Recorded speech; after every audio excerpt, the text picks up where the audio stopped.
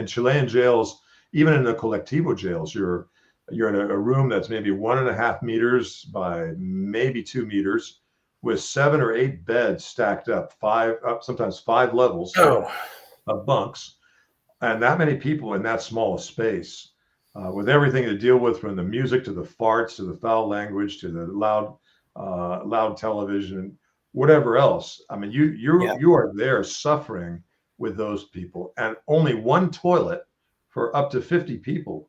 buy my novel, Escape from the Village, from major booksellers online. Go to escapevillage.com. Subscribe to the Substack. Go to fountainheadforum.substack.com.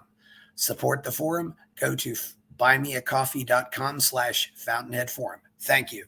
Welcome to the Party Pal. This is Fountainhead Forum 364. And I'm talking to John Cobin, who lives in Chile. He's also lived in America. He's been a professor of economics. And John spent some time in prison, and we're going to talk about that and how that, what that says about the current political situation in Chile right now. So how are you, John? Well, that's a big question for somebody to ask, I guess, thinking about when he's been in prison for almost 6 years. Yeah, I'm better now than I was before, but it had a tremendous took a tremendous toll on my health, and financial, economic impact was almost immeasurable. So there's a lot of downsides, but like I said, a downside, excuse me, but much better now than I was, 8 months ago. You can't really get all that time back. No. And it probably doesn't impact your health positively. So, John, you live in Viña del Mar, I believe, which is that near Valparaiso? Well, they're sister cities. It's the same metro area. Yeah. Yeah, that's actually on the coast. It's one of the larger cities in Chile, but it's not as big as Santiago. And you've been in Chile since when? Well, I first arrived in 1996, so almost 30 years ago. But I did go back to America to live there for the most part between 2000 and end of 2000 and the middle of towards the end of 2008. So about 7 years, I was up there most of the time, but still in Chile a fair amount. Yeah, and you've got family there. What's your situation down there now? I just live with my wife, Pamela. My children have lived with me on and off down here, not recently, especially not since prison, but for many years. My children, with the exception of the youngest two, pretty much are very bilingual. Oh, that's great. Yeah. Give your kids the gift of a second language. It's that's a great thing to give to them, and they can go live anywhere. And hopefully they have multiple citizenships too. Anyway, John, so let's go back to the situation in 2019. This is what happened when you were arrested and all this stuff. What was going on back in 2019 in Chile? On October 18th, they began something called estallido social, which is the social upheaval.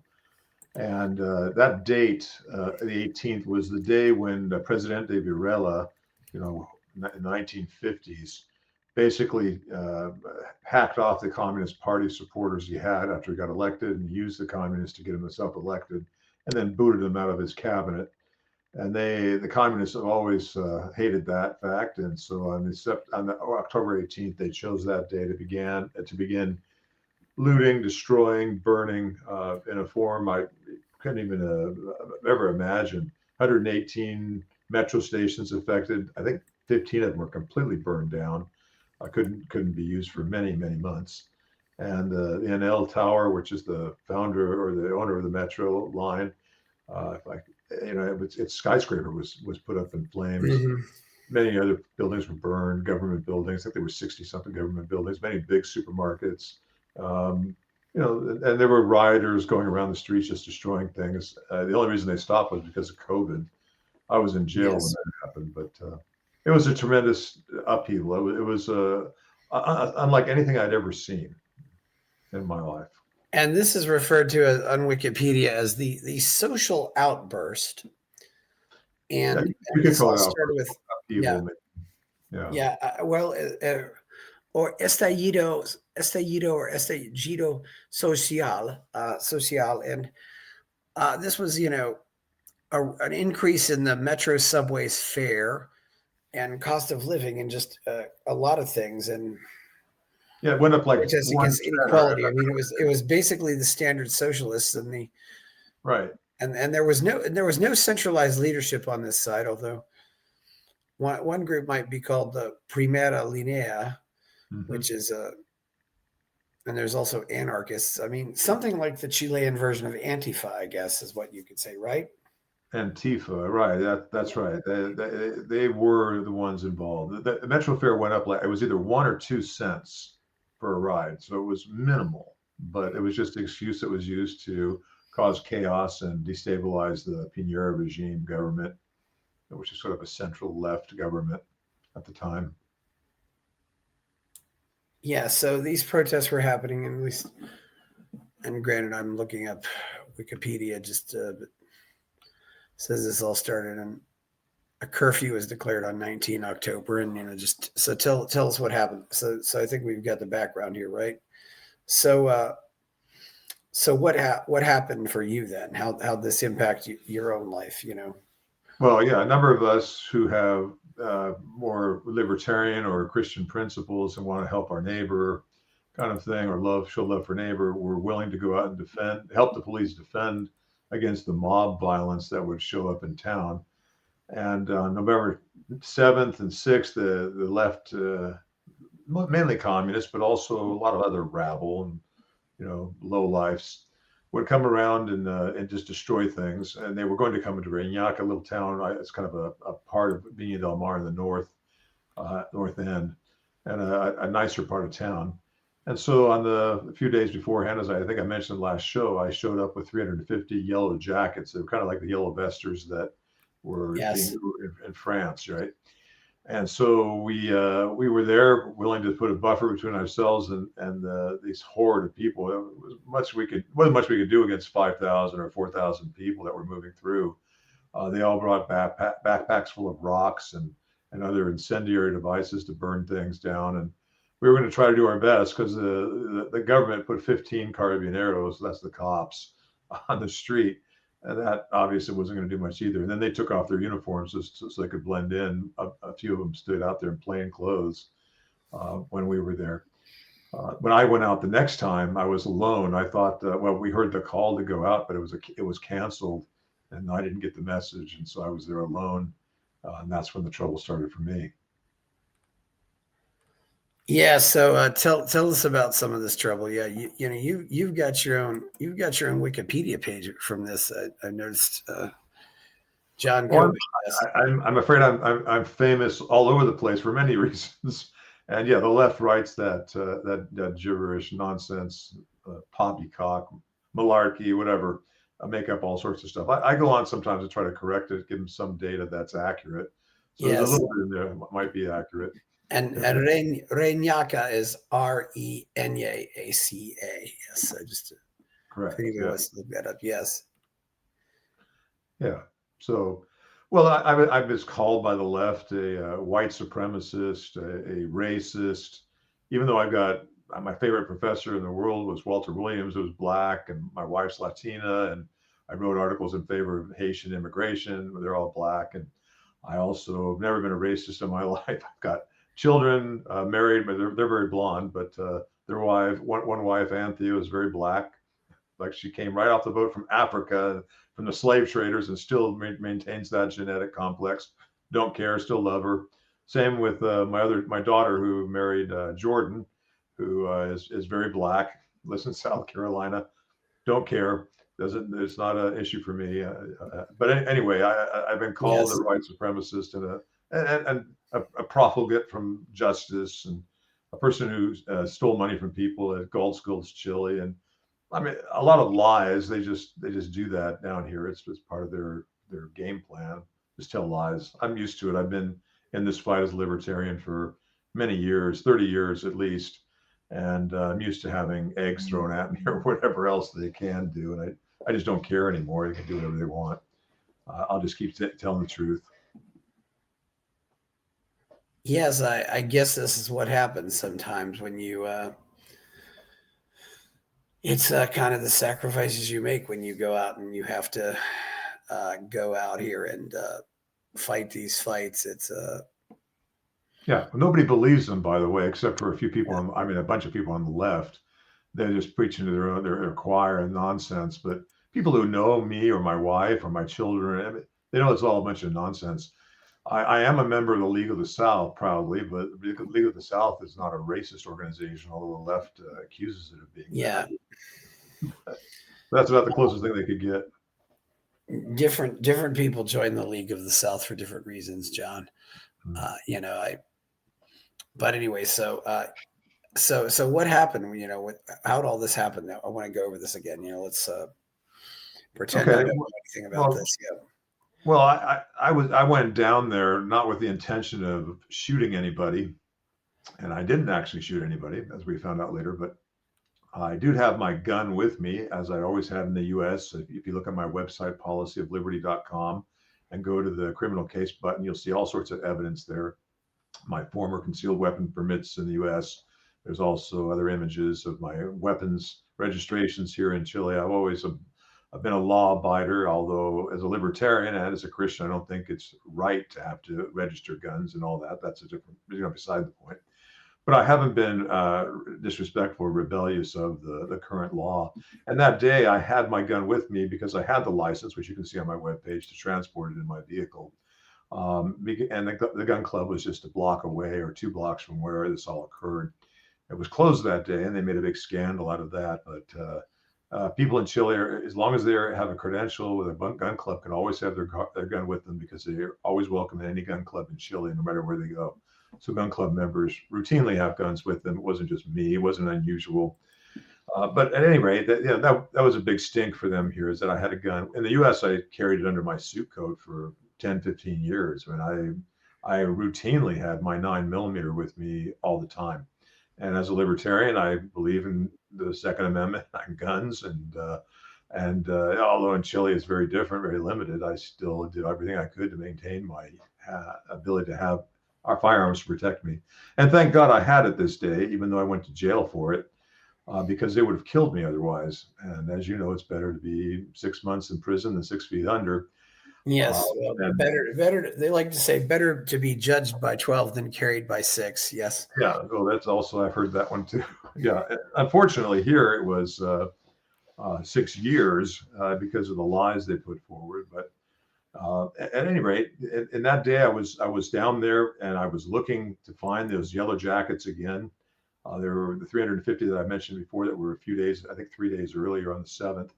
On the 10th, I was there and they weren't there. It was called off, and all of a sudden I'm caught on a one-way street with traffic all around me, just hordes of people streaming there, drunk, according to testimony, and drugged out, and of course violent, ready to just come out and come unglued and attack the place, just like they had Central Viña del Mar. In Central Viña del Mar, they not only painted stuff, they broke glass and broke into places. They pushed BMWs out of the second-story showroom window onto the ground. I mean, just nasty vandalism and destruction. Oh, wow.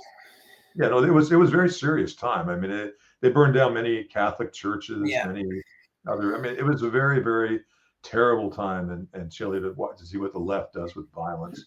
And so I was ready and prepared that I might even die that day. I mean, it's one of the things you do as you're raised in America, at any rate, that you do your part. If somebody's attacking your city, you go down, even though I'm a little bit old. I still could go down and do something against the people that were trying to harm me and the other people who live here. I don't think I'm any different than any other American would have done. I'm very different than what Chileans do. They tend to be cowardly idolaters who prefer their security and their tranquility, as they call it, and time with their family than helping somebody else. They won't ever put their own necks on the line for anybody else. Hardly any of them. There's a few, like Sebastian Izquierdo and a couple others that came out and did the same thing I did. But at any rate, I was down there alone, unfortunately, and they were yelling and obscenities at me. And when they saw my yellow vest, and they immediately started heckling me and causing trouble. And I was stopped at the stoplight. They had a little routine. They were called "No baile, no pasa," and they wanted me to get out of the car and dance. I didn't know that because I don't speak the dialect that they use. It's called Flight Day or whatever. I didn't Yeah, understand. you were in a car. What kind of car were you in? It was a Hyundai. Um, So you were in a fairly cheap car, is what I'm saying. You weren't in some, I, in $100,000 Rolls I Royce. totally made a mistake. I must be late. I have a Mahindra. It's a pickup truck from India. The car behind me that took out the bullet was the Hyundai, and I guess that was stuck in my mind. If you'd like, I can share the screen and show you some videos. Uh, yeah, if we want to see some videos, let's see those videos. I mean, these are your videos, right? They're not copyrighted or anything, right? Well, they're on the internet. They're not. I wasn't videotaping my situation, but they're all over the news service. They're published videos. So Well, I I don't don't know. know. Yeah, I just want to be aware of copyrights and stuff like that, John. I don't want to do anything that might get me in trouble with the copyright police on here. Yeah, I don't know what. I'm wondering how do I share my screen here with you? Yeah, I don't know. I don't know if we need to see the videos. I mean, I think we pretty much got the gist of this anyway. So you had a fairly basic car, but they could see that you had the yellow vest in the car, and this was on November 10th. You said. So what happened after that? Well, when they began, when I didn't get out to dance, which is what they wanted, I thought they were trying to rob my car. And there was good reason for that, by the way. There had been these things called encerronas all through Chile. That's where they block you in the front and the back, and they force you to get out, and then they steal your car. And I thought that's what they were planning to do. I didn't know what they were going to do. Maybe they're just going to be violent. And there were people you can hear in the video if you wanted to hear it, we could play it. You know, kill him or son of a bitch, kill him. They said. So they were very violent, and throwing beer bottles at my truck and trying to hit it with sticks and kicking it and whatever. It sounded like thunder. Yeah. What kind of damage was there to the vehicle? Well, my wife took it into the body shop, and apparently it was $1,300 worth of damage. So it had to be repainted and completely the dents taken out. It was pretty badly beaten up, and of course the windows, they broke out one completely, and some other ones were damaged, from what I understand as well. So she took care of all that. I was in jail. I didn't have firsthand knowledge of all those aspects, but anyway, it was a serious threat. I mean, there's little question about it. That there people question why I stopped after after I cleared them away. I accelerated to get them off my bumper while they were shaking my car, and it worked. But then I stopped again, and it's true. I was really ticked that they were hammering on my car like that. But it was just a few seconds that I was stopped, and all of a sudden the horde was already on me and surrounding me. And a guy named Sebastian Valdez Munoz opened my driver's side door, and cops saw him do it. There's footage of him doing it. He admitted to doing it in court. Yeah. And that to me is a very aggressive act, because he claimed he just wanted to open my door and talk to me. Well, think of it as a home invasion. Somebody trying to get into your house. I mean, that's your car.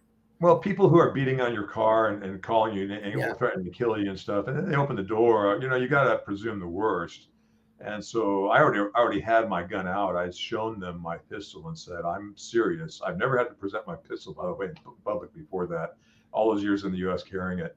And I did so to persuade them to leave me alone. And they didn't. They just got angry, or it didn't matter. They were really trained people, and it seemed like communists or whatever. Who knows? But they when they opened the door, I shot at the ground. I thought at first it was twice. Some people said it was only once, and then maybe it was. I could have slipped my mind, but I'm pretty sure it was twice. And supposedly those ricochets, or one ricochet at any rate, hurt a guy named Luis Almada Viega. Ricochet going into his thigh. I really should show you some videos of not necessarily the event, but the ones that are on YouTube that are published, and they're linked so that you don't have to worry about copyright anything. If you would like. Yeah, it shows you what happens when a bullet hits the ground, because a lot of people watch cartoons when they're young and think that bullets that are made of soft lead and copper can bounce off of hard surfaces, and it's not true. It's a complete fallacy. So these are your these are your videos of what happened. Is that correct? This is a video that's on YouTube. It's on my website, but it's linked there. So if I call it up, then the YouTube gets credit and the guy gets paid. So I don't think you have to worry about anybody's copyright there. That's what they want. They want you to look at their video. But Well, I don't. you never know. Yeah. It's very worth. It's very worth doing. There must be a way to share the screen here. I see this one says videos down below. Yeah. I mean, yeah. It's here hard it to is. say, really. Yeah. I do see it. Okay, hang on a second. You'll be quite pleased, I think, to be able to see this. Let me open this if I can. Yeah, it's certainly interesting the way this happened. I mean, so yeah, so you were just out, people recording this all over the place. It sounds like, yeah. Right. This is I'm going to make this larger. Can you see this? What I'm sharing? This is a chart. Looks like. No, it should be. I edit changed contact details. Yeah, I changed the screen, so it should be different now. No, it's edit contact details. This is How about not. Now? Okay, criminal case defense against state persecution. Yeah, this is my website that I created with artificial intelligence. All right, and this shows just basic things about the case, like the physics law violations, energy deficit. You know, after a ricochet, you lose energy and you can't possibly penetrate things with most of the time, even if it did bounce. Lack of an exit hole in Almada's pants. Bullet did not pass through the thigh. What caused the injury? Chemical analysis. They said I shot copper bullets, but yet found lead and convicted me based on, or one of the things they convicted me on was that there were lead residues. And there was also legitimate self-defense. I didn't know they made copper bullets. You know, Superman, of course, has trouble seeing through lead. So you know. Yeah. Well, these are easy, environmentally friendly bullets. They make solid copper. And I've got, this is me filing cases at the national office for the district attorney. These are the judges or the prosecutors, excuse me, the sons. Lots of women here, I see. Yeah, they're the top two are rumored to be, or at least one of them is a lesbian, and perhaps they both are. I don't know. I mean, I probably shouldn't even say that because it's a rumor I've heard only. I don't know. The ones down below on the second line are members of the Communist Party. I think all of them down there, but especially those first couple people. They work for something called the Institute of Derechos Humanos, or Human Rights, and they were on my case also. The woman here on the left, she was one who filed against Pinochet for his extradition in London in 1999. Yeah, they really look like some really nice lefties. I can tell. Yeah. Yeah. Like you see what he says here. You know, he's redder than any communist, and he wanted John to suffer more and asked the court to move John to a cell block other than Valparaiso's 118. That's where the military and the cops go, who are accused. It's a nicer place to be. He claimed in earlier proceedings that no one was more dangerous for society than a libertarian. He's a total commie. They both are. And the guy over here on the left, next one over, is also this Burgos guy. All of them here. Every one of them is somewhere on the left, and the first two are total communists. Down here, oh, by the way, this is my permits. We're making a big deal out of my case here and suing the states. That's why I have all this website. So well done. I had concealed weapons permits in various states and also in Chile. We could see that if I open that up. And then the appeals court. This is the guy who denied my pardon.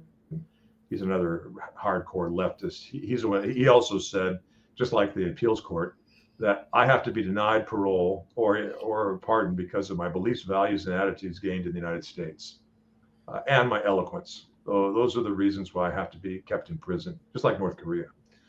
So those are all documents you could read here. There's no question about it. Down below, I have the different police reports and expertise, and I'm showing, for instance, at the hospital that there was no exit wound, or the police report saying in the pants there was no hole in the pants. I mean, it wasn't a bullet that struck the guy. He stabbed himself, or someone else stabbed him. And this was out of a pistol, right? Correct. So it's not. That's right. It's And not. so It's here, not like if it's I've out of a got one that's rifle. 45 degrees, Yeah. no, Yeah. I'm So carrying a anyway. pistol in the car. Yeah. Okay. Yeah. I'll just. And at 45, you can see Yeah. it also be destroyed. So Yes. there's, and we could go through and see all this until you get to 30 degrees. You don't have a ricochet. All right. Yeah. But at 15, Yeah. like you said, it will go through. It won't necessarily kill a person, but it'll still go through. All right, now I'm going to Okay. go Well. back to. Okay. Yeah. Yeah. So that's interesting. So we did. So you stopped your car and naturally, and somebody tried to invade your car. So naturally, you thought you were kind of threatened, and not quite not the same as a home invasion, but you kind of see the car as your little home. So it was like a home invasion in a lot of ways. Yeah. And you considered that a threatening move, and you have no idea what these people are going to do. And so then the gun goes off, and well, I have an idea because they said they're going to kill me. If they say they're going to kill you, you have an idea that they might kill you. They might be kidding. You don't know, but yeah, they also might. Well, they might kill you. That's all you can say, I guess, about it. And there were lots of people in around here, so they easily could have done it. There was just one of you and dozens of them. And they had been throwing rocks at me, sticks, beer bottles, telling people lynch them. One gal named Valeria Catalina Silva said that she heard them say they wanted to lynch me.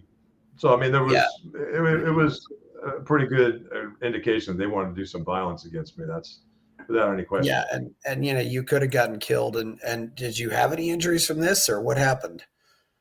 No, of course not. No, I fired, and that scared them off. So I had no injuries. Thank God from that. So if more honest Chileans had guns, there would probably be less of this.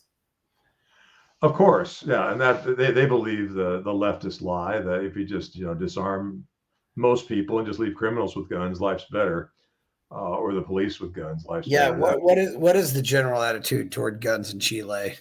Scared to death of them, think they're all evil and bad. If you touch one, you got a serious problem. I mean, they just all the leftist myths that you heard in the U.S. are common fare down here. It's just what they believe. It's pretty incredible. They're common pretty much everywhere, unfortunately. I really am glad we've resisted this in America. It seems like this is the only place where it has been resisted. So, correct. Well, it's resisted in Switzerland, but that's about it. So once this happens, so then you shoot your gun once, and nobody is. Are there any injuries resulting from that, or? Well, they say that there is, but we know from the video you just saw. They all agree I shot to the ground. Okay, almost no one. They were testifying initially that I shot directly at them, but this didn't hold up very well because the injury the guy has is ascending and through his thigh, and so I couldn't very well do that with a bullet. It has to be descending or unless it hits the ground first, and the ricochet theory is true. But a soft lead bullet is destroyed. It's what they call spalling. It's fragmented. And so they claim that my pistol, which was about 110 centimeters, maybe 1 meter above the pavement level as they opened my door, and I did this across my body down towards the ground. It was I put it at 110 centimeters, just estimating from the videos when I look at him.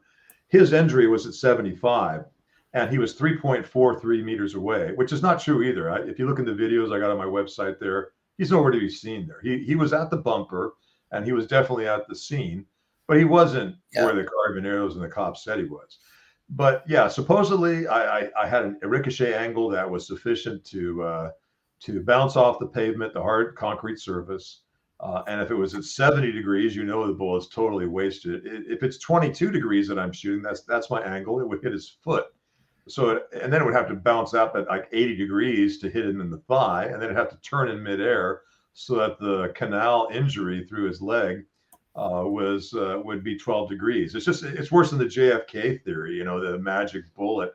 It's ridiculous because it can't possibly bounce. And then there's other problems, like there's no exit hole. There's a 7 millimeter entrance hole. My bullets are 10.6 millimeters. Okay, maybe it made a smaller hole. Then the wound size is 20 millimeters by 1 or by 10, excuse me, which is way bigger, which is right behind the pants. How did that happen? And then there's a fragment of some kind of metal inside, they said, at the hospital, and they don't have an exit wound. And I can show you on the website also, you're just not bandaging up the backside. Nobody's treating the backside. And the pants don't have an exit hole. It only has an entrance hole. A bullet didn't hit the guy. If it was a bullet, it would have gone all the way through him. And it's not possible that it was a ricochet. But anyway, so the science looks really bad for them. And right now we're trying, my lawyer just filed another complaint asking how this could be done, how this could be overlooked. Was it a conspiracy or what's going on? This is clear evidence that it was not a bullet that hurt this guy. He just made it up. Maybe stabbed himself. I don't know. Later on, like 90 or 87 days later, he showed up at this forensics, coroner's office, kind of like their equivalent of CSI from the days of Fred Flintstone. And the guy never had any kind of interview with him before those 87 days, but found an exit scar of 23 millimeters by 13 millimeters on his backside, right under his buttocks, which wasn't treated or anything else before. It's kind of like maybe the Communist Party told him, yeah, you need to stab yourself in the back, so it looks like we actually had a shot go through you. But he didn't. He just proclaimed it to be a bullet wound. There's no evidence that it was a bullet wound, and bullet wounds don't leave square or rectangular holes anyway, twice as big as the bullet. That's also stupid. Maybe the exit hole could be, but not the entrance hole. So the whole thing was a sham. It was just a montaje, is what we call it in Chile. It's a frame up to try to get me enough sentence to get me in jail, because they couldn't get me on the gun charges. Mine was registered, and I had a right to transport it, and I shot it from the vehicle, not outside. Although it landed outside, obviously. So that was everything you did carrying that gun was legal, is what you're saying. Yeah. Right. Yeah. Totally legal. And they didn't charge me with having illegal carry of a gun or anything. They said firing it and unjustifiably in public was illegal, and they convicted me for 3 years of prison for shooting it in public. It's so stupid in Chile. It's like if you go down to the beach and launch one over the ocean, that's in public. You have to go to jail for 3 years. And if you do it twice, you have to go minimum 5 years to jail. That's how idiotic the public policy is in this country when it comes to gun use. They think that's intelligent. That it just shows the primate nature of the Chilean brain still. But anyway, that's another issue entirely. We believe that if somebody's trying to attack me and kill me, and they open my door and they're shouting that they're going to kill me, I have a right to defend myself. And so it was legitimate self-defense. They say, no, I should only respond with sticks or rocks or spit at them or something. That would be okay because it's not disproportional. That's what they ultimately ruled. The gun is just disproportional. I've got to take on 20 young men with a rock in my hand, if I happen to have one, to attack them while they're attacking me. That's the only form of legitimate defense for them. Other monkey kind of culture here that comes up with the legal system. There was another one because I drove on another 80 meters or so, and I got out of the car and I was scanning. You can see me in the videos scanning and looking across the crowd and trying to find, if there's anybody really trying to kill me. There was no other reason to stop. I didn't pull the trigger. I was cool. I was calm. When I was scanning, I was looking at it with a gun, but I didn't fire at the crowd.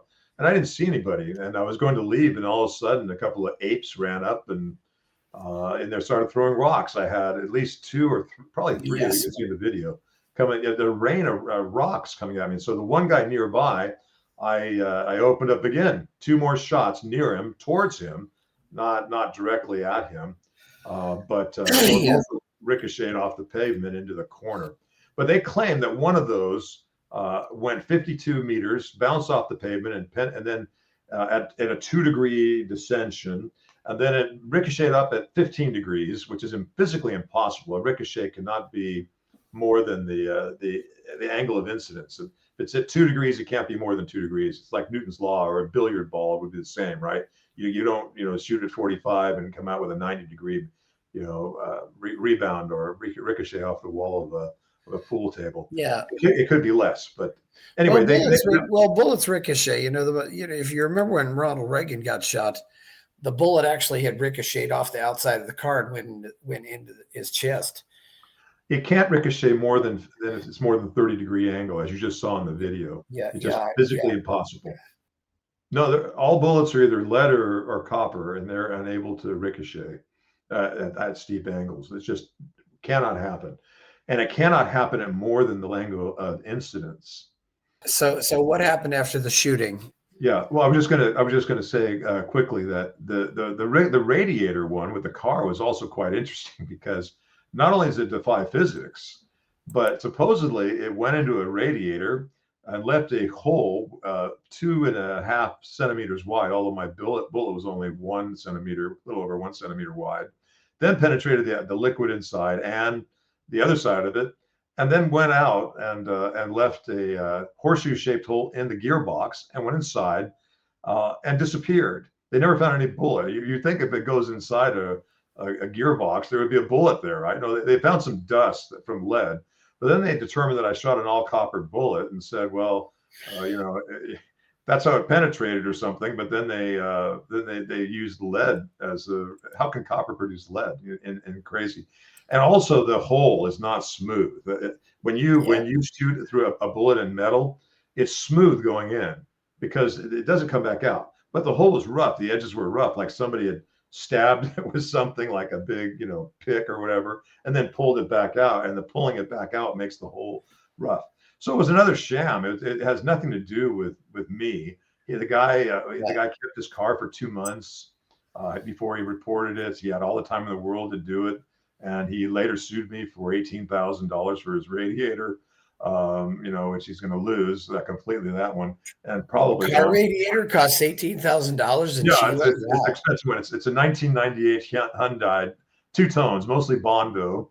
and the guy's got the original radiator in there was 20 years old. So it must be difficult to get that stuff in Chile, or it wouldn't cost so much. Well, he had moral problems, he said, and the terrible psychological damage that was done by a bullet hitting his radiator. I told him in civilized countries, more civilized like the U.S. or Europe, if you damage somebody's radiator with a bullet, you buy him a new radiator. You wouldn't.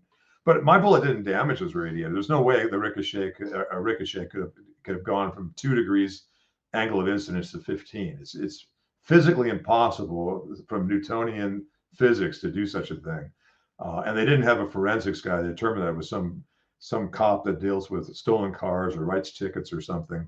And they allowed him to testify anyway. It was another sham, because you have to have experts who are forensics trained, physics trained to deal with these claims. And they don't do that in Chile. They put up whoever they want that makes their case.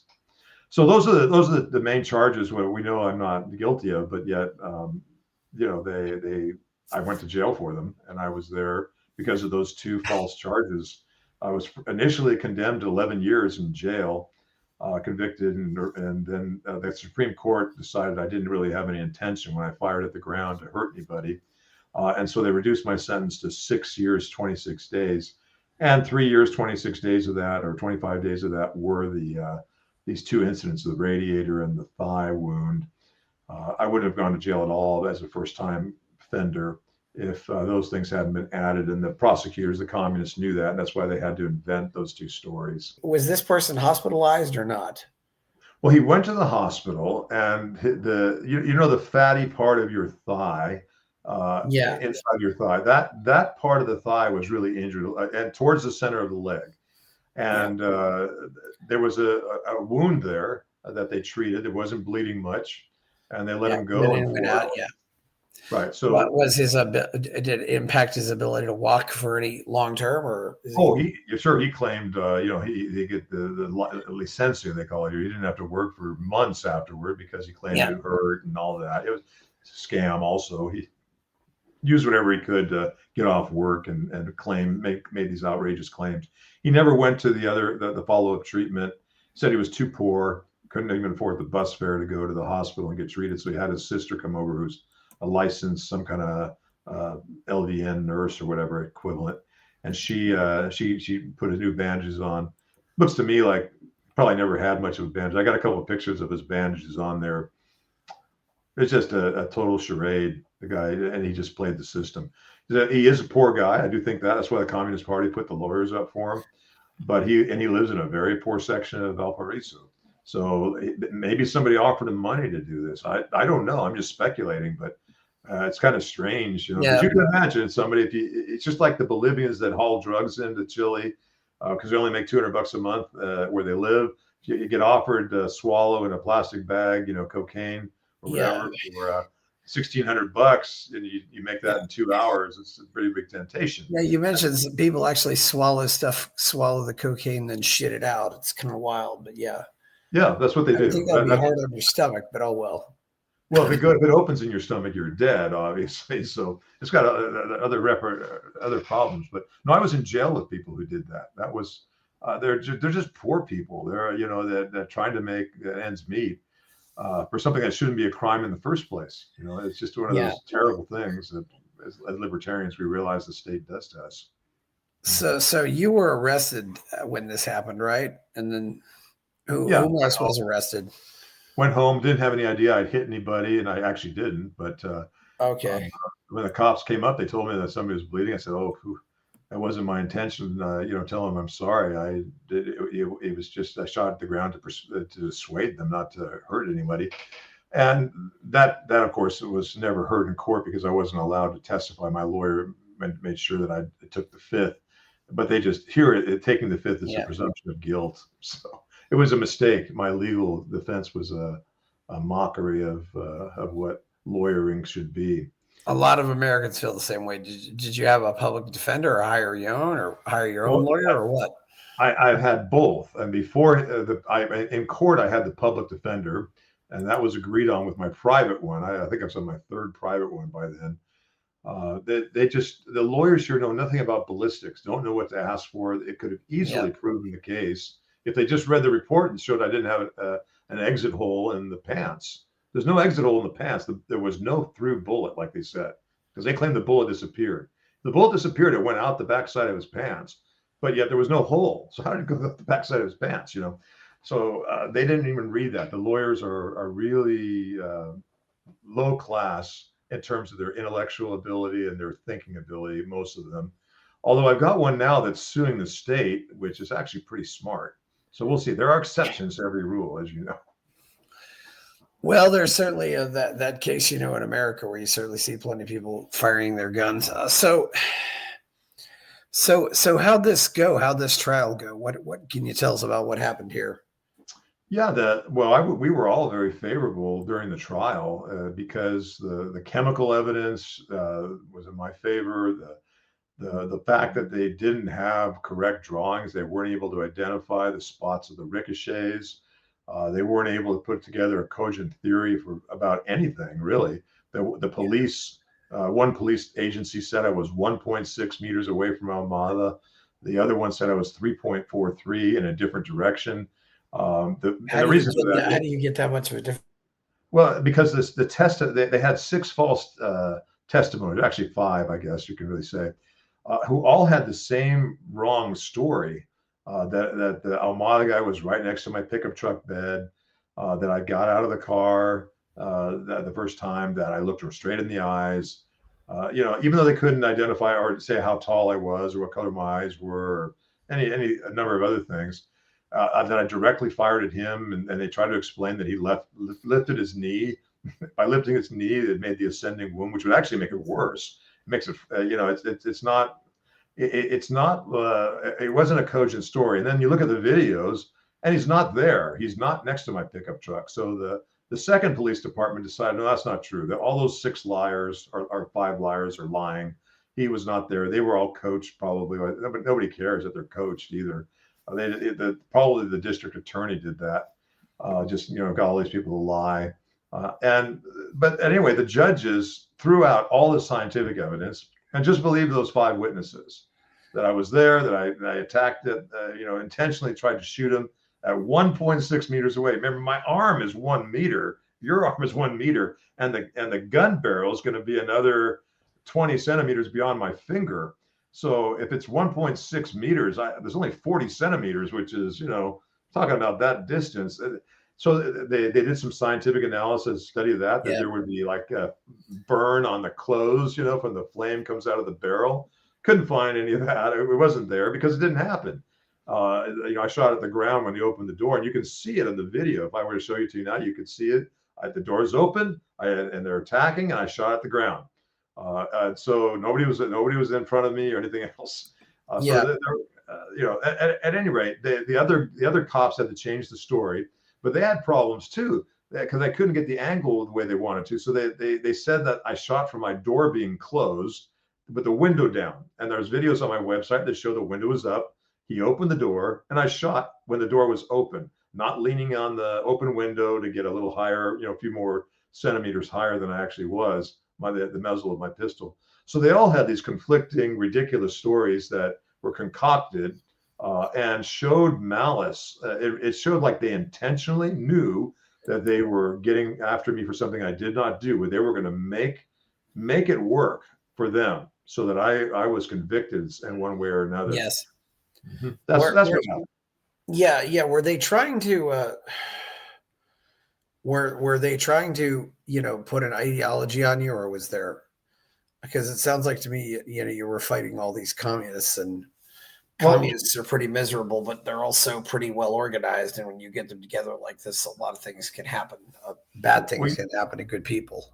Well, you have to remember that since I've been here in Chile, I've been known as the most liberal, and that's in a sense libertarian, economist in the country. I've had full-page newspaper spreads in Concepcion and many in Santiago's La Tercera or the main Santiago Daily. I've been published in letters to the editor 1,507 times, and although many of those are repeats, in other words, the same letter gets published, 5 or 10 times, and those all go into the count. I still had many, many hundreds of original pieces, equivalent of short op-eds that were published everywhere.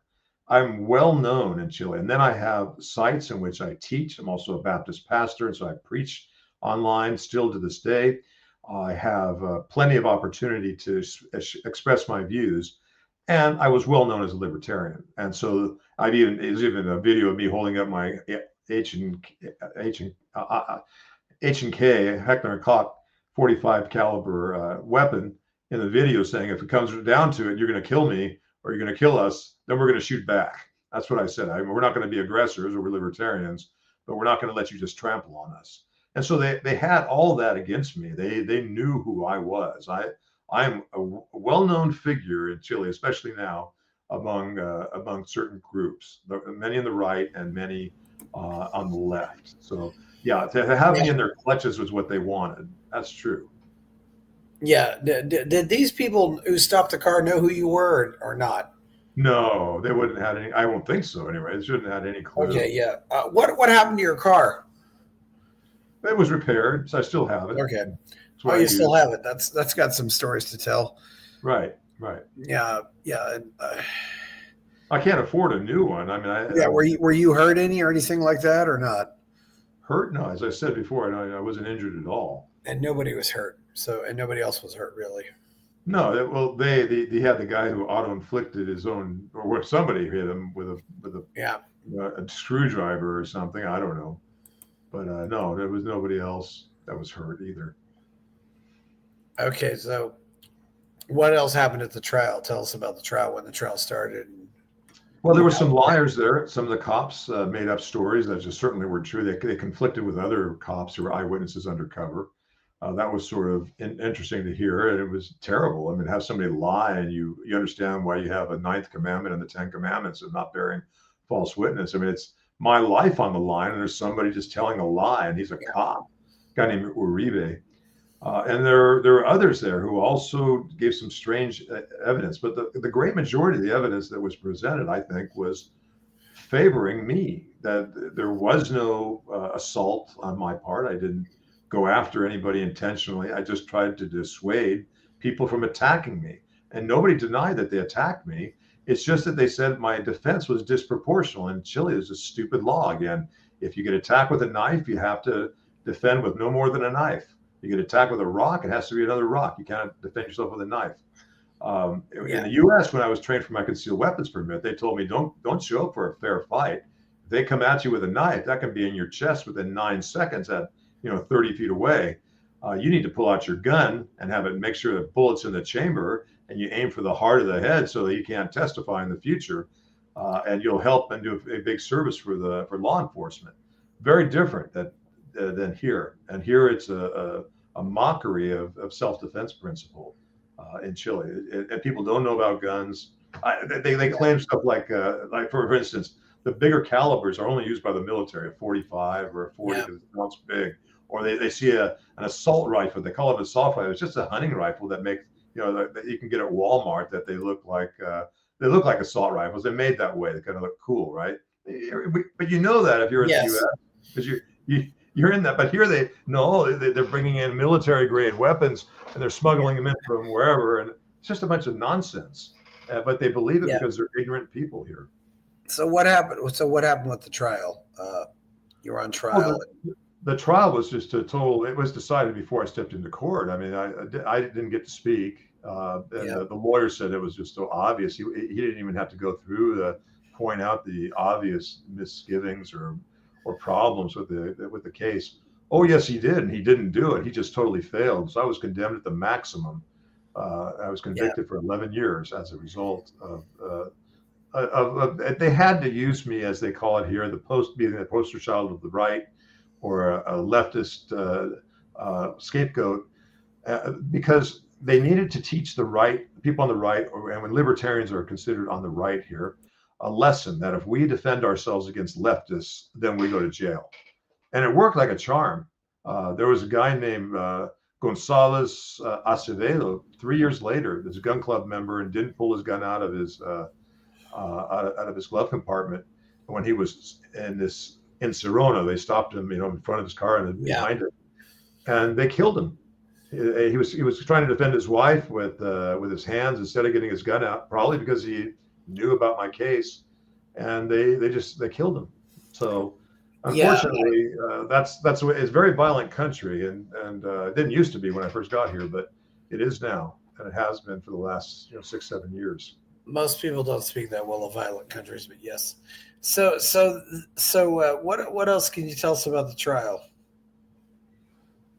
Well, let's see. There was the head judge, a guy named Alonso Arancibia, is also somewhat of a perverted guy. He breaks the law, and he was charged with taking lewd photographs of women at his health club in Concon, which is a nice part of town here. 46, I think it was 46 women, without their permission. And so in other countries, maybe he would have been impeached or taken off the bench. But last year they heard the case and he was found guilty. But then instead of taking him off the bench, they gave him a 3-month suspension at half salary. He probably went to Europe and enjoyed some time. And then came back to be judge again. He was the one who was the head of my 3-judge panel. We don't have juries here. If I had a jury, it probably would have been a different story. But we don't have juries in Chile. It's not common law. Okay, that's unfortunate. But okay, so how were you still expecting a not guilty verdict? I mean, when did you realize your goose was cooked, so to speak? Well, I was expecting at the trial a not guilty verdict because the evidence was so much in our favor, my lawyer brought up a special clause at the last day. I think it was Article 10, Section 11 of the Criminal Code, that says when a man's in overwhelming circumstances, the proportionality argument no longer holds, and he can actually use something like a gun to defend himself when he's got so many attackers coming at him, which I did. I clearly had that, but they didn't care. So I was thinking, well, I mean, at least they'll they'll drop the 2 attempted murder charges. And they didn't. They convicted me of 2. One is called intent to attempt murder, whatever that is. And the other is attempted murder. And in Spanish, it's called homicidio frustrado and intento de homicidio frustrado. Those are the 2 words they use. So, despite all the evidence, I was just shocked that I would be convicted of things like that implied that I had intention, that I actually went out there and tried to kill people and wasn't able to, which is what attempted murder means in Chile, just like in the U.S. But that's what they got me on because of the, you got to remember, I was on every news channel. I mean, it was months, might have been 4, 5, 6 months. They still play those videos about me, what happened here. It was I became quite famous, a household word. Even used in some of their soap operas. And they started calling me the Reñaca gunman. And in Spanish, it's called el pistolero de Reñaca. And that's what I became in the eyes of all these people for a long time. And even now, I carry that stigma, which I proudly do because it was an unjust conviction. And I made so many friends. That was the other kind of neat thing about it is Chile has 20 million people, and I think that safe to say 10% of them are very, very hard right or libertarian, and that's 2 million people that are friends. I also have probably half the country or close to it that hate me as Satan himself, or something, so I have made more enemies than I ever had too. But, so you were all over the news, yeah. The Reñaca gunman, the American who fired his gun in Chile, right. So how did the trial go? I mean, is it trial by jury? Is it trial by judge or 3-judge panel, no jurors? Yeah. And they all said guilty. So it was a 3-0 or 2-1. 3-0. Yeah, and I guess that was pretty fast. No, it wasn't fast. It was long and drawn out, and they refused to let the public watch. It was 14 days of trial, which meant 3 full weeks, basically. And they did a good show trial. I mean, they made it sound like they were going to see all the evidence. We didn't get. People were scared to come and testify on my behalf. They thought they would be hurt. They're so cowardly here. They wouldn't. This one girl I mentioned, a young lady. Yeah. She said she couldn't stand to think that I would be accused and condemned for something I didn't do. So she testified, but at her great risk, because if you testify against the left here, they will come and take you out or take your business out. I mean, it's dangerous to do. And if I had more witnesses that day that would actually show up in my favor, I probably wouldn't have been convicted on at least a couple more. But if they'd allowed me to have a ballistics expert. We tried to get one, and there was some technicality that the prosecution used, so they eliminated my ballistics expert, which would have cleared me. The ballistics don't wash as far as being showing ricochets rising off the ground 75 centimeters or rising 35 centimeters into a radiator when it's fired at such a long distance at a shallow angle or sharply at a sharp angle. Either way. So anyway, so you think this kind of reflects very much a leftist bias in Chile right now? Oh yeah, I think that's an understatement. Yeah, we have a strong group of rightists, but remember they're very cowardly. If they were really from the right, why didn't most of them write me or in jail or send $10 to my wife or send some food or just make a nice gesture?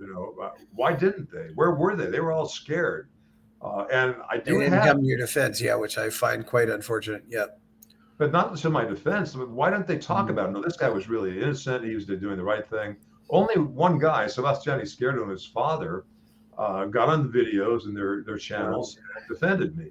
The rest of them were, to this day, they're quiet. They're just scared. And before, I was so popular in the press, everything I would write, would all have a very high chance of being published in all these newspapers throughout the country. None of them will even consider a letter from me now. They're all so scared. It's truly a cowardly society, selfish, self-centered, a society full of people that don't love their neighbor as themselves, that only worry about their own security, prosperity. I can't be more negative about the vast majority of Chileans. And I'm not trying to generalize here. I know that there are the 5 or 10% of Chileans which are really good people that would defend their country or their neighbor, etc. But they're few and far between compared to the great mass of those who would not. Servility is a problem everywhere, John. I've heard. Do you think that culture of just following orders, just going along? Do you think maybe that goes? I've heard that might go back to some of the Incan influence that was there. Yeah, well, that's an interesting question too. Remember, the Southern Cone countries, which are Argentina, Chile, Uruguay, and maybe Paraguay, especially the first three, were tremendously influenced by European immigration, especially in Argentina. So here we have a large number of people from Europe, and so and they're still whiter skin and stuff, and not Incan or really it's Mapuche Indians or other tribes here influenced. So that may not maybe a non sequitur as far as Chilean culture goes. There are a lot of mestizos here, persona of the mixed blood, but I don't know that it's really true that has anything to do with their cowardliness. Maybe it's the Roman Catholic influence, the pacifism, the glorification of poverty, because Catholics aren't necessarily against self-defense, but they are in favor of the mendacious, lying, cheating society, because those are kind of venial sins, right? They are not mortal sins for the Catholics. I think that may have some influence on the way they think, and they try to do things for themselves. If you get a friend in Chile, they're very loyal, more loyal than a friend in the U.S. would be in most cases. But to get one is very hard, and for the most part, people are very superficial and big theater and storytellers. So I tend to think Chileans are not a good breed. Some of them claim the prisons that they came over with Pedro de Valdivia prisoners. And that's probably true, but this is talking about 500 years ago. Is that still in the bloodstream that people are, prisoners cast out of the dungeons in Spain and brought here? There were only 150 of them or something, intermarried. Yeah. I don't buy it. A lot of these stories are kind of silly to me. It's just there's a cultural problem that they have with their worldview that makes them this way. Just like we have a different one from being Americans by birth. We were raised a different way of thinking. Yeah, did Borg? But now Borg got elected president but he's up for election this year. So no. You can only run once. Okay. So you can only run once. So you can only run once. So wait, excuse me. I should clarify. You can only run one consecutively. If you're like Bachelet or Sebastian Pinochet, you can sit out for 4 years and then run again and win. That's possible. Yes. Yeah. Okay. So he must think he's fairly popular. He wouldn't try to run again. Who's opposing Bork this year? I don't think Borg has any illusions that he's not popular. His popularity is in the toilet, so he's not popular. Even the left doesn't like him because he didn't do it enough. I think his approval rating last I heard was like 16% or something. I may be wrong about that, but it's one of the lowest in history. So he's not popular. Currently, one of his I think she's cabinet member, Jeanette Jara, is a member of the Communist Party, which we have an official Communist Party here. And she was in the Borg government, and she is the one that the left has put up in their primary to be the candidate from the left. So we have a communist, her, who's claiming to be not really a communist now because it sounds bad, but she's a communist, and she's involved with all these protests and burning stuff, and you can see her on film heralding all that's happening and lauding it. She is there, as well as the four candidates from the right. One of them, a guy named Parisi, is a university professor in Miami, also here in Santiago occasionally. He's really just a center left kind of guy. He's more rational than the other ones in many respects. I think some of his ideas are actually closer to libertarian ideas than any of the rest of them, but not in general. In general, he's just another center left guy. I certainly don't, when I say that, I don't classify him as a libertarian. I'm just saying he's a little more favorable on certain issues. And then you have Johannes Kaiser, and we talked about last time, and you have Jose Antonio Cast, and you have Evelyn Matei. Evelyn Matei ran and was defeated by Bachelet in 2014. She was more libertarian then. Now she's very much a centrist globalist, just like Jose Antonio Cast is now. He used to be kind of a center right, a little bit more rightist when he ran before. And Kaiser's new, and people have a lot of hope for him on the far right. But so you got out about 7 months ago, and you got out earlier than expected because you were sentenced to 11 years. So, but wait a minute, just the Supreme Court lowered my sentence to 6 years, 26 days, as I said. Okay. So I got out about 8 months prior to my sentence being completed, where it's also unusual because most people go out when they're eligible for parole half the time, a little bit more than half the time. They forced me to stay at the maximum, which is the guards that could have let me out too, and they didn't. Yeah, because you were the quote dangerous man with the gun, unquote. So what do you think? Do you think things are better now than they were in 2019? Or are they worse, or worse? Maybe people are and no, it wasn't because I was a dangerous guy with a gun. It's what the court specifically said, as well as the Minister of Justice, John has not modified his beliefs, values, and attitudes that he learned from the United States. That's why I had to stay in prison, because of what I thought. Because of course, thought crime. Right. Well, you know, I'm trying to think of any more details we have on this issue. It's a pretty wild story. I knew a guy who was in Peru, in jail in Peru for about a year or so. South America. 6 years is very different. 5.5, 6 years is very different. And you got to remember, in Chilean jails, even in the colectivo jails, you're in a room that's maybe 1.5 meters by maybe 2 meters, with 7 or 8 beds stacked up, sometimes 5 levels of bunks, and that many people in that small space, with everything to deal with, from the music to the farts to the foul language to the loud television, whatever else. I mean, you are there suffering with those people, and only one toilet for up to 50 people, at least 25 people, and many times 50 people in some of these colectivo jails. In other places, it's only 4 or 5 per toilet, but still, it's unbearable, especially because you live with people who don't have hygiene. So you get sick all the time. Yeah, I can imagine. So you certainly it certainly makes you hate the state after you're in prison. I mean, it's definitely I was a minarchist before I went in. I thought there was still something the state could do well, and then with COVID, which is another scam. I mean, I wasn't vaccinated, and 94% of Chileans are vaccinated. That'll tell you about the culture. Much more than Americans. And my wife, I couldn't see her for almost 2 years, 1 year and 10 months, I believe, except for a very brief occasion, a few times, because she wasn't vaccinated. They thought that she was going to do something to me, or I was going to do something to her. Yeah. It's terrible abuse, but that's what they did for us for a long time. And it really is tremendous suffering that you have to understand what's going on here. Hard to believe, I know, but it is the way things were. And I've written about it in my book. I hope that you all will be able to get a copy of it when it comes out, Bearing the Cross. And yet you still seem to want to stay there.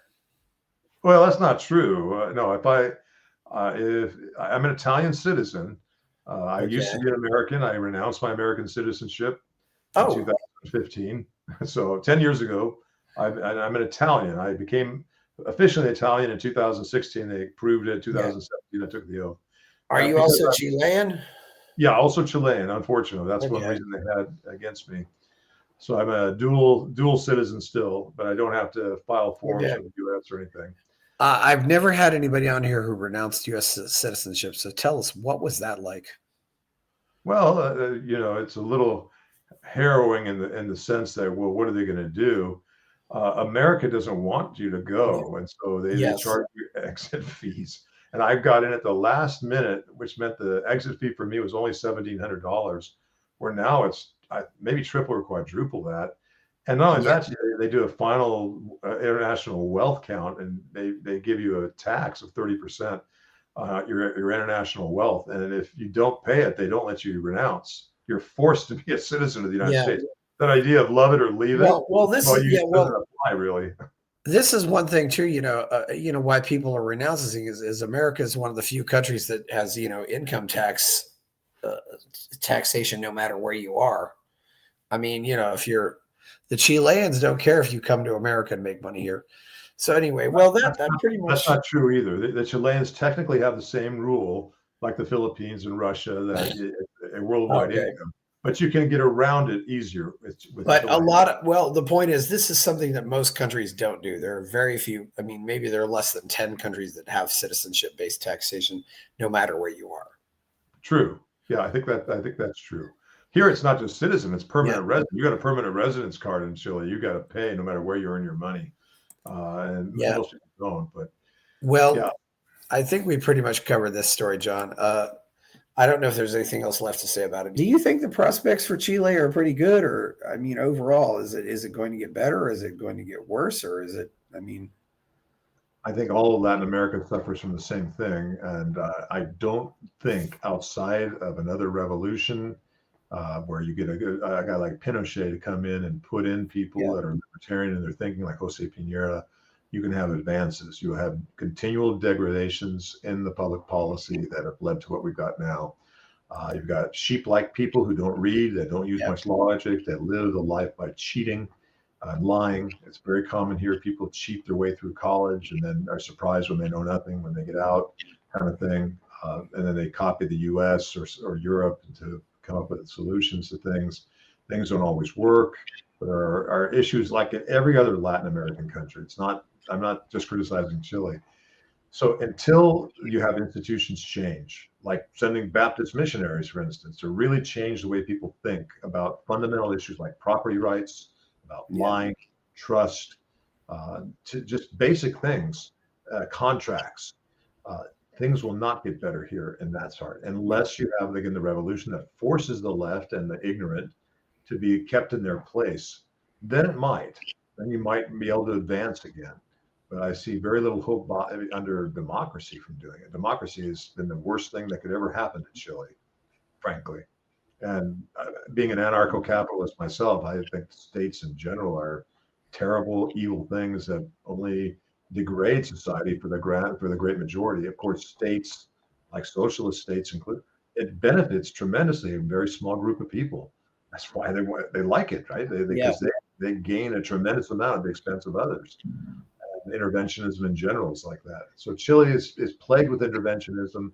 The people from the right talk about interventionist states, that the state will improve our quality of life. It will make life better for us if we have a good, solid state with good people in it. This never occurs. The states are manned by human beings that are fallible and self-interested, like every other human being, and take advantage of the state and don't really care that it harms so many people. And that's the reality of Chile. So, is it a bad place to live? Well, maybe if you look at the judicial power. I mean, I was condemned for something I did not do. Do two things. And one thing I should have never been condemned for is discharging a firearm in public. I mean, imagine the stupidity in that. If you're in America, you go out in the backyard and you shoot your gun, you have to go to jail for 3 to 5 years. That's what Chile says. You're on the beach, you launch one over the ocean, you go to jail for 3 years in Chile. What an insane law for an American to somebody. And when I was in jail, by the way, they wouldn't let me out early. I had to stay the full term, except for the last 5 months, because one court, including the Supreme Court, affirmed that John Cobin has, and I quote, beliefs, values, and attitudes from the United States or his country of origin that has not been modified yet. And as long as he doesn't modify those beliefs, values, and attitudes, he has to remain in jail. And what's worse about Cobin is he's loquaz, is the word they use in Spanish. He's eloquent in the way he can speak and present his ideas. And that's a danger because he might convince other Chileans of his ideas. It does seem, though, that Chile is because it's gotten so. I think it's the richest country in South America. It seems like wealth and wealth almost. I don't think wealth necessarily has to mean that you have extinction level birth rates.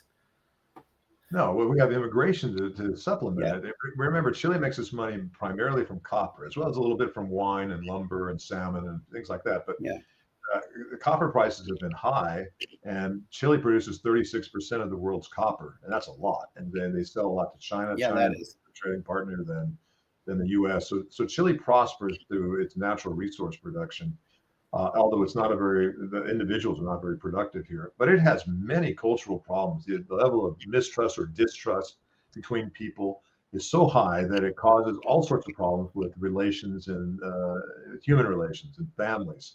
People have a hard time trusting other people. It's a little different among evangelicals, a little bit, not entirely, and some really conservative Catholics here. But that's the tiny minority. The vast majority live in a different world than you live in the U.S.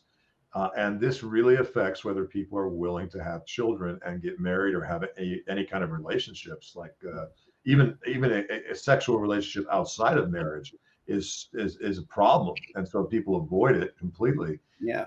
Because of their attitudes culturally. So there are serious problems in Chile. It's not a paradise by any means, and since 2019 and the social upheaval we've seen, it's even worse than that. We've got just terrible numbers of people come out showing their true colors, and unfortunately, that's what the country's like. Yeah, the benefits of a high trust society, they're you can't really measure them, but they're definitely there. It's I've granted sometimes you hear these anecdotal stories, but I hear about some countries where if you leave your laptop in a taxi cab, the taxi driver will come looking for you. Right. That to me is a good that is what you have when you have a high trust society. Right. I would certainly want to live in a society like that. And part of the reason why I think the cab driver does that is because maybe the cab driver is confident that if something like that happens to him, then somebody will come looking for him if he leaves his laptop somewhere. I would want to live. But and I don't know how you get trust back once it's lost. It does seem though that government is definitely one of those things that tries to promote low trust societies. Not to mention, I think the left really does whatever they can to destroy our bonds and our social institutions. I mean, they work to destroy the associations that hold society together, like the churches, like the various clubs, or in America, it might be some of the fraternal organizations like the Moose or the Elks or the Eagles. The economists call that institutions, and Douglas North and Williamson and others have talked about this. And institutions that emerge spontaneously, like Hayek says, are the ones that last. Religious institutions and other institutions, mutual assistance societies that come up without the state, are the ones that really help hold people together and change them so that they are a society where you can trust. It doesn't happen automatically in nature. You have to have good institutions that produce a society with trust. Chile does not have those. Most of Latin America does, and Chile is not worse. Chile has been the leader that bucks the trend in that it adopted through Pinochet free market reforms. And I don't think we should be so critical of Pinochet. He had some foibles like Thomas Jefferson did, for sure. But what happened with the DINA and the so-called tortures, the 1,296 missing, there's not a lot of evidence that this was just fabrication and hype of the left that many people in the United States have accepted that are actually not true. That's another program in and of itself. I know you mentioned. Oh, really? Yeah. So you don't even think there was what? How many did anybody disappear? I mean, it's so hard to trust the left on any of this stuff anymore, and they're so dishonest. I mean, well, there were about 3,000 people who either went missing or were killed on the left. Those leftists, and there were about, if I don't remember the statistics exactly, but about 800 people from the right or policemen and military who were killed by the Marxists, who had their own arms and were committing a kind of almost a civil war. So there were deaths on both sides, but the most of the claims of torture and all that were highly exaggerated or highly localized, and it was not as widespread as what many people consider. Many Chileans laud those days as being the best days in the history of the country. And after seeing what's happened to me and to others in the last 10 years, I would have to agree. It was, Pinochet had his faults, like Jefferson, who had children by his slaves, which we wouldn't consider very libertarian. Well, that's another debatable question too, though. But Right. So yeah, well, one thing we do know is that maybe the public, the one thing that's been constant in all of this really for the last 100 years is that the college professors are all socialists, and that they promote all this nonsense, and that's why it didn't go away, even though you and I both saw the Berlin Wall come down, and in spite of that, we could build 1,000 Berlin Walls and tear down 1,000 Berlin Walls, and these ideas would still be alive. Yeah, because of these college professors. Getting back to the copper mining, guys, you were there when the 33 happened, right? Yes. I mean, having a great uncle who got killed in a coal mining accident, I was really following that a lot. I mean, the whole thing with the copper miners, and it's now been 15 years, but they were underground for about 2 months after this mine collapse, and they had a pretty big area. But I was confident they were going to get out alive, but boy, that was really it was one of those amazing stories just to watch from afar, and they did eventually get those out. It was fantastic, but remember there's other sides we need to emphasize here. Yeah. In that, the Chileans and their strategy for drilling the hole and meeting with the miners down below failed, and also the one I believe was from Spain or somewhere in Europe, they could not find it. It required Jeff Hart and his team from Texas, who knew how to drill holes really well and had American ingenuity, innovation. They're the ones that hit pay dirt and found the hole. And those miners owe their lives to those American, tremendous Americans. That's something you don't see as much in Latin America as you do up there. So I always give great kudos to Jeff Hart and the others that were involved with his team in saving those miners. And it was a fantastic story to watch and follow. Everybody here was watching it every day on television, even in the office, what the latest was on those guys trapped down below. To me, and something like this is what I call, I think patriotism is a very negative thing generally, but this is the one positive form of patriotism, because it was one of those things that really brought the entire country together. Let's get these guys out of the hole. I suppose it was somewhat similar to what was going on with the Iranian hostages in here. It's, let's except those guys weren't in quite as a different kind of precarious situation, but as opposed to being underground in a big hole, and the hole apparently was about the size of a football field, so they did have some space to walk around. But man, that would drive a guy nuts, I would think, after being down there in the Copiapo and Copiapo, yeah. You have anything else to say before we go? I mean, you're not really very optimistic about Chile at all, are you? Well, again, I don't have a job. I'm trying to start a business. If you look at my website, policyofliberty.com, you can see that I'm starting an AI business where I'm helping people who are libertarians and falsely accused file their own paperwork and stuff using the AI. So I'm doing that. But if I had my dithers, if this doesn't work, I'd be on the plane to Italy. As soon as I recover a little more financially and I can sell the stuff, I wouldn't stay in this country. It's too much of a danger for me.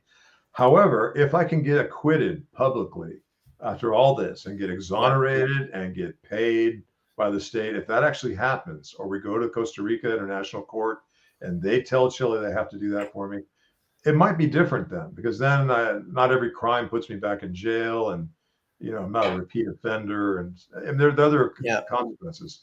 But if anybody's really positive on Chile right now, they have to be. They really need to re-examine things. And some people are going to say, like I have friends that still say, but where else are you going to go in the world? It's bad, but it's still better than anywhere else, just about. I mean, Hong Kong and Singapore are two influenced by either China or fascist social laws. And not only that, it's too expensive to live there. Switzerland also. And Switzerland isn't looking for immigrants. If you don't speak one of the 4 languages, you don't get to go to Switzerland. So, I mean, where do you go? And then they point out, southern Argentina, southern Chile. Well, there's a good point to be made for those kind of places. But when you have women involved, women have a different perspective than we do as guys. we can imagine going living in a farm country where we have water-driven energy or wind or whatever, and we can live off the land and hire people to do farming for us or grow stuff or run cattle or for us it all sounds like paradise, but women in my experience as a consultant don't like that, especially rich women when they're used to having their Bentley driving around Dallas or Beverly Hills. Yeah, They're not interested in moving down to a place in southern Chile where there's no supermarket and yeah, 5,000 people live there. It's they just don't not want going to to lose their happen. they don't want to lose their standard of living. Well, that's great. I don't Yeah. think. Yeah, you have anything else to say before we go, John? No, if you're ready to turn it off, that's fine. I'm glad I was able to be on your show Yeah, today well, and yeah, clear this up. I hope you'll look at my website and others will, yeah, and look at the book, and people will become informed about my case and start following it. I yeah, think it'll be very interesting to see if we can make some traction as libertarians and or as Baptists. I'm a Baptist too. Both reasons I was persecuted by. And if we can make a stand on this and show the state how evil it is, I think we'll do good for our own cause and make some lemonade out of the lemons, because that's yeah. basically what I've got to do. I mean, it's so destructive what happened to me. Yes. Well, please like the show, subscribe to the channel, go buy my novel, Escape from the Village. Check out my Substack, and people are giving me money to buy me a coffee. Thank you, John Cobin. I'm Chris Baker, and we're out.